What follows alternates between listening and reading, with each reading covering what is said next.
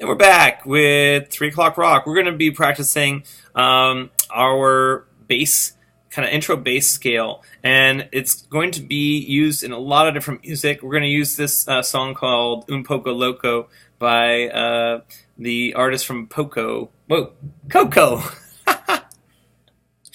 D is located on the 5th fret of our A string, and I'd like you to use your middle finger as your guide finger.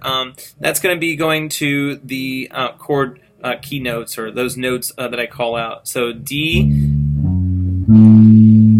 and then you're going to go G.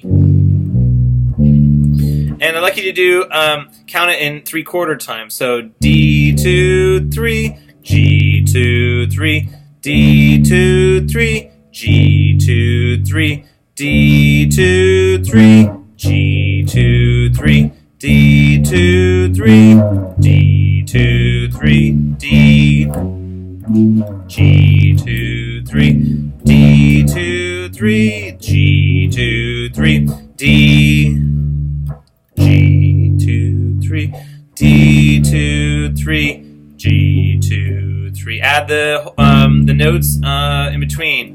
The riff notes. Here we go. D 2 3, G 2 3,